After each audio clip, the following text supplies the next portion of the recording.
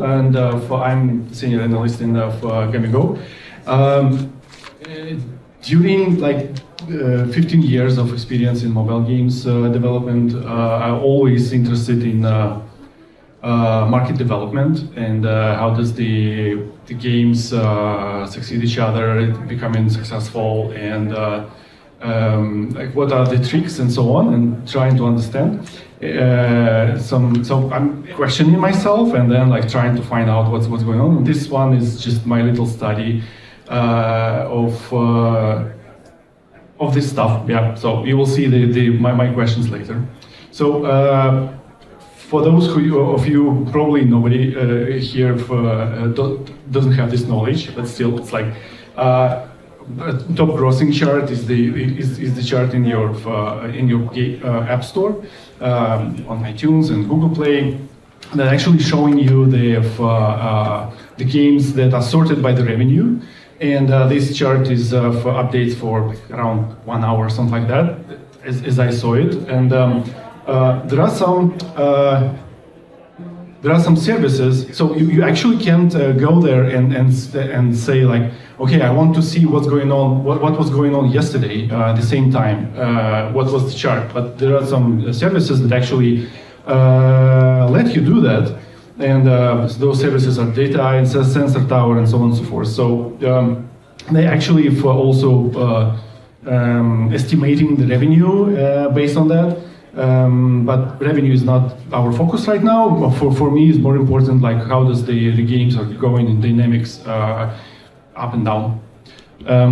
Yeah, so based on this, I was thinking to myself, what are the chances to get to top 100? Why is that? Okay, and the second question is, what are the chances to keep in top 100? Why is top 100? Top 100 is means that the game is actually getting like $1 to $2 million per month as a revenue, and usually like this is the amount of money any like of beginner game development company wants to get, because it's like it will give you the money to cover marketing expenses and salaries and for a little bit more of investment to the next game. So it's like this one is a little bit crucial, probably, just to be like self-sufficient for a team. Yeah, and so yeah, and I will not have. So it's quite easy. So if I connect to the database and extract the data from it to see what are the new games was there and so on. So I would not have full stop here, or I would not have make a detailed explanation how did I did this. So I will just present you the results. So during last 365 days, there are 130 games, unique titles on Google Play that was in for US top 100. So that means that if we will exclude the initial list of the games, initial top 100 that was on the day one, right? In the past, that would be only 30 games. So that means that only 30 games was new during last year in the top 100, US top grossing 100. That's quite low number actually, and on iTunes is only 25. Yeah, so this is a list of 55 games. I understand it's like for the sniper view. You can download the presentation and check them one by one. But in total, on two platforms is 55 games again. 13 among them appeared on both of the platforms. 17 Google Play only, and 12 iOS. Only, iTunes only, right? 15 games was released 2021 or later, so that means that's later to our date. So that means that 40 games are actually like very, so it was very long run for them to get to top 100. You will see that later. So like there is like little asterisk there. I will read it to you. Dice Dreams iOS and for Angry Birds Day Blast on Google Play has been no, it's a different one. Has been in top 200 since 2018, but they made it to top 100 only in the middle of 2023. Oh, okay. So just a little bit messy, but yeah, okay. So there are also games. So if we think, okay, there are 30 games that came into top 100, and was there? How many games actually left the game or retired, left top 100 or retired from top 100? And this is only 17 games. So that means that among those 330, 17 games left the top 100. Everything else was there, or was the new one from 30. So that means that inside these 30 games, some games was succeeded each other. So some game appeared, and there is another game appeared and pushed it out from top 100. Also, there are only 5 games on Google Play. Was only 5 games on Google Play who survived for half a year in top 100. So 25 games was actually pushed during the half a year from this top crossing chart. This is the numbers for iOS. So it's a little bit bigger numbers.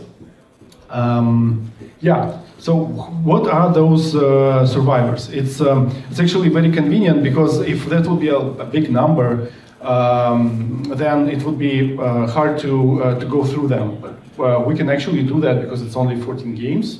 Those who survived half a year in top crossing for the previous year. Yeah, so you can see that most of them, both platforms or iOS, and one game for Google Play. Cool. And we'll go there one by one for them. This is Gossi Harbor, the merge game. You can see there, and you will see that in every further slides. So platform, worldwide release, when it was released, genre, how many days left to, how many days there was to get to top 100, and also how many updates was there to get to the day of, since the day of release, since the day of launch, to the day of top 100. So you see, those are quite lazy developers, I would say. So it's like 3 updates during 250 days for this journey. This is like kind of exceptional. Usually it's not like that. Probably, I don't know, maybe they was updating through the server, whatever. But anyway, you can see that it's like 250 days. So it's like 10 months to get to top 100. Quite a long time. The second one is Goddess of Victory Nike. It's quite, I would say, prominent game, right? It's like everybody was talking about it. And on the street this year, the first half of the year. So it is successful on both of the platforms. So it was released on Android of August 22. And it took 130 days, so that means that 4+ months, and that was 6 updates. So one update per month, maybe a little bit more.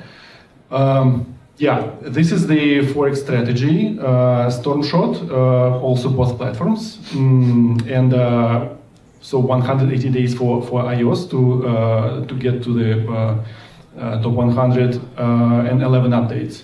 So 4 months, 5 months, something like that. 11 updates. Yeah, also quite already quite lively updating period activity.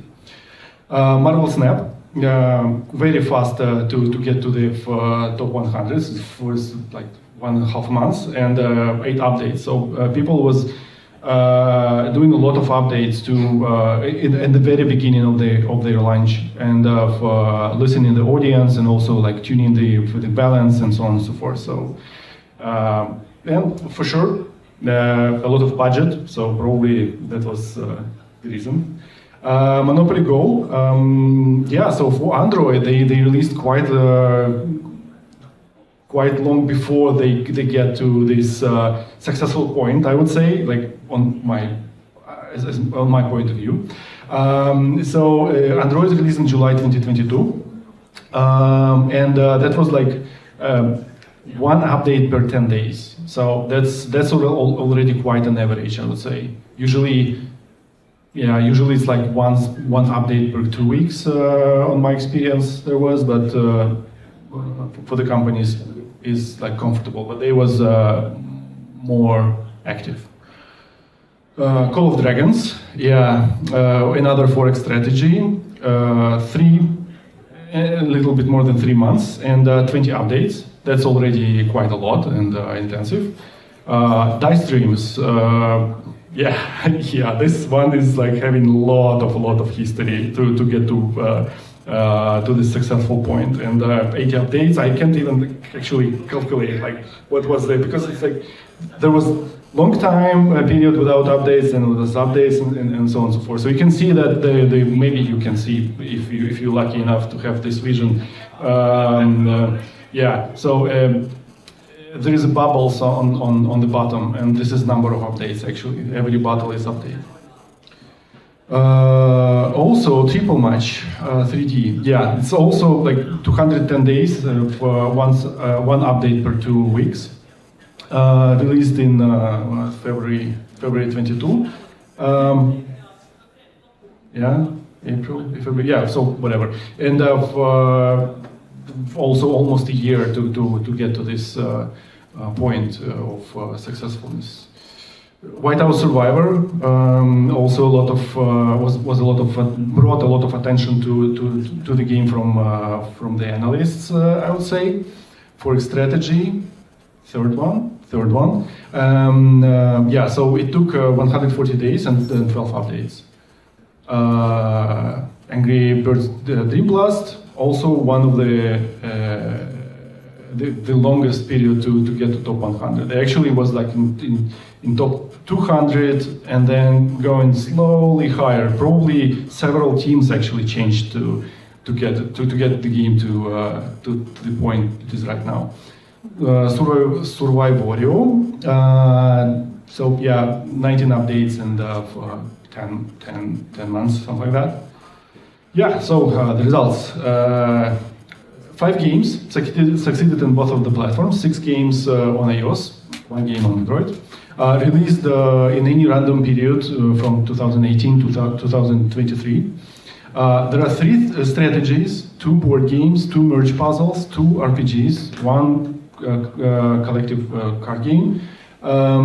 Takes 1 month to 4 years to get to top 100, but expected period is like 4 months, something like that.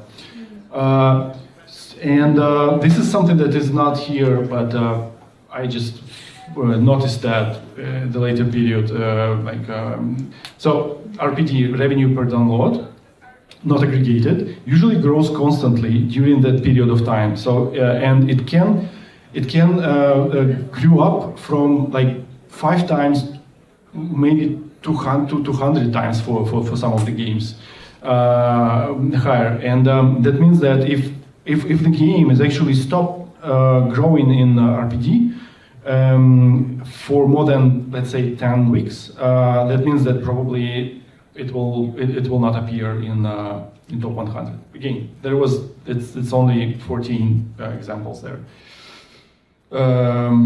Yeah, and this is, yeah, I have also the appendix here. You can check it out, like how fast RPG was growing and so on and so forth.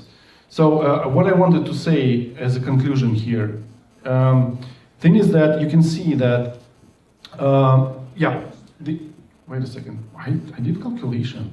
Yeah, I did calculation, sorry, forgot about it. So we can make a calculation here. If we are imagining that the game will stay there for 180 days, and there are so it holds the place in top 100 for 6 days at least, and on average, and there are 180 days in total, and also 100 places over there. So we can with the little calculation there, we can see that there might be 3,000 different options or slots for the games to be there in this top 100, but we see only 55 of them. So that means that the chances, again on my calculation, is just 1% to get there. And if you want to keep there for at least half a year, so that means that it's only 0.3 chance to get there. But there is a good thing that is here in the conclusion, a positive one. It looks like there is still no rules there. So we can see that there are some games that has IP, right? Like Marvel, for example. Monopoly Go, some people was before me here was very inspired with the Monopoly brand, but there was Monopoly games over there, and there wasn't that successful. Maybe Savvy Games was playing their role, right, with all the money. Also, but still we see that there are a lot of different genres there, and you can be like quite quick in successfulness, or you can stay there for years and trying to be there. There are a couple things only that actually looks like matters and plays for a lot for the different developers or games.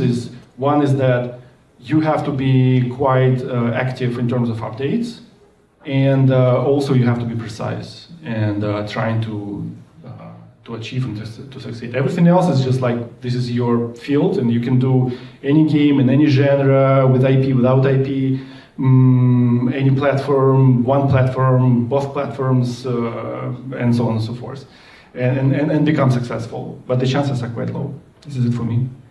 Yeah.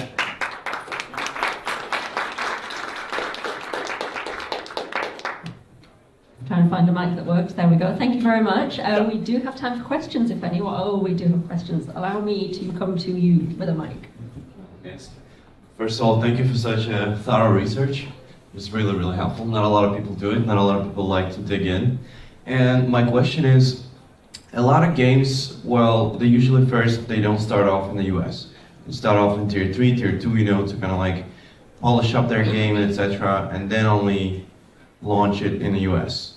What is your opinion? Maybe starting in the US is for some reason beneficial, and then like doing frequent updates is actually a way better strategy. Yeah, just let me show you something. So, for example, Whiteout Survival. This is from the time it was initially launched, like global, worldwide, and the chart starts with the day when they actually started to show up in the top grossing in US. So yeah, it's a lot of let's say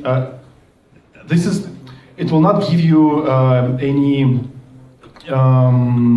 insurance, right? That you will succeed, but for sure, like a lot of companies doing that, and they do it for the reason. So I think that, and from my observation, this is a very helpful thing. Yeah. Happy with that. Any more questions in the room? I will definitely ask one if none of you will. So obviously we talk a lot about KPIs and things that companies need to chase. and hearing that it isn't an exact science to get into the top 100 very quickly at all, would you say this is an actual kind of goal or KPI that should be chased, or is it just a nice vanity thing that will happen at some point? Yeah, this is actually what I started with that. So getting the top 100 is just not like getting top 100. Stores are putting your game because it is actually making the money. So that means that you can actually replace getting top 100 into the top 100 top grossing to the getting $10 million revenue per month, right? So it's like it's pretty good thing, and also a vanity, but also a very functional one. Yeah. It's a pretty nice vanity. I have another one if no one else does. So you even mentioned one of these games here had spent quite a while in the top 200 before it made it into the top 100. Is only the first 100 worth it in that case? Because obviously the rest of them are tracked in a way. Like, can you still be pleased if you're 105th? Or? Yeah, actually, I'm doing usually like once per month. I do the research and like publish it on the LinkedIn page. That is actually covered top 200, because top 200 means that you probably will get. So 10 million is just the bottom one. It's like if you go into top 20, that would be like whatever over the top. But top 200 is like, I think it's around 400,000 per week, something like that. No, less. No, it's 1 to 200. Yeah, per week. So it is depending on what is your ambitions, right? It's like, okay, if I would like to stay with a little team and do what I like to do, and just having the game that is for a specific audience, and I'm absolutely comfortable with that. For sure, this budget is actually okay for you, so it covers your needs. But if you want to expand, to do another game, the next one, to some investments, and also like if you want to have your personal manager in Facebook or iTunes, right? It's like then top 100. Nice. You mentioning the team size makes me think this is clearly your 9 to 5. You likely have a bigger team around you. What about smaller companies or indie devs who don't have senior game analysts on hand and need to try and figure this out for themselves? Are there any quick hints or tips for analyzing what's going on in the top 100 quickly to see where you're at? It's because the access to those companies is usually costs you like tens of thousands of dollars per year, something like that. So probably that would be hard to do. And I think visiting such conferences as Hit Games and ask people around, like, what do they think about? Because it's like this one is one way to get the data, and there is another way which, like, without the data, you can like have the consensus opinion there. Good plug. I like it. So anybody who's wanting more info can definitely find Andriy afterwards. There is another question. Huzzah! Here you go. One more last question. A lot of companies also sometimes aim for getting into like top new free game categories, and do you consider it an important category or a vanity? This is actually a good question, because I forgot to tell you something, that this is like everything here is only about IAPs, right? There is no ad revenue there. Nobody knows except probably a couple of companies that they keep it secret. What is the turnover in terms of ads in the mobile market, and the dynamics of it, and what's per user ad revenue RPU? But considering your question, this is for sure very important in terms of if you would like to do this kind of answers of on the questions. If you want to understand, and if you are actually targeting or want to have the ad monetization strategy, economy in the game, because if you have that means that, so it's like if you compare top grossing and top free games, for sure you will see that there is a huge difference there with like in terms of the participants. And why they are like those games there? How do they actually get those millions of downloads, and what they do with that? For sure, it's ads. And you actually, maybe if you are like a professional and you have a lot of expertise in that, you can actually kind of apply your own understanding of like the average of screen views, the price, and so on, and you get the amount, the total turnover there, using the number of downloads in the top free ranking. This is the only reason why I think it might be useful there. But I don't have this kind of like a proficiency. I have the more proficiency in terms of IAPs. So that's why this presentation is there. Huge thanks. I think that is time in that case. Round of applause, I think. Thank you very much, Andriy. Thank you.